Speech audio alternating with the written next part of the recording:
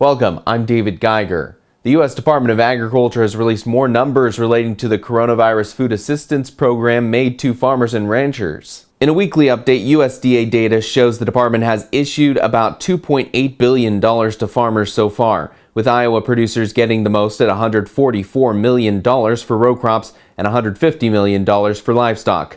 Iowa also accounts for the highest number of non-specialty crop applications at more than 20,000, which is a little under a fourth of the recipients in that category. The ethanol industry is still asking the Environmental Protection Agency to deal with a new round of oil industry waiver requests. Iowa Senator Chuck Grassley says retroactive ethanol waivers for small oil refiners should be off the table at the EPA. Grassley says he's concerned the renewable fuel standard could suffer in 2022 when it must be rewritten. He says it's a big concern of his and corn farmers that the EPA does not dismiss these gap waivers, which he calls an attempt to go around federal court rulings. Not only will they lose again in court, they will also risk President Trump's support in Iowa and other Midwestern states.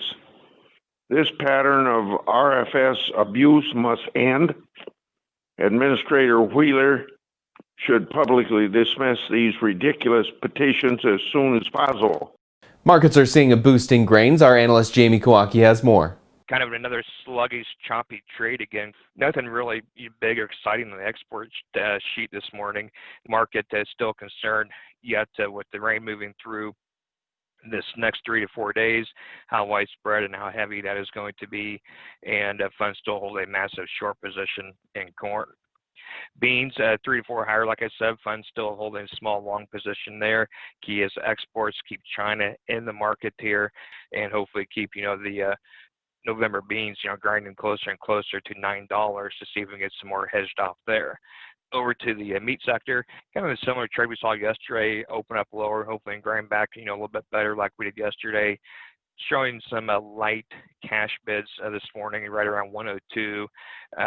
Fed Cattle Exchange, no bids offered there yet so far, even yesterday.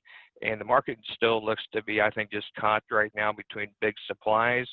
Over to the hog sector, 30-40 lower here. No big surprises on exports either. Still need China to step up and buy a little more aggressively and see if we can get these numbers propped back up towards 60. U.S. ag exports to China are still lagging behind despite a Phase 1 trade agreement.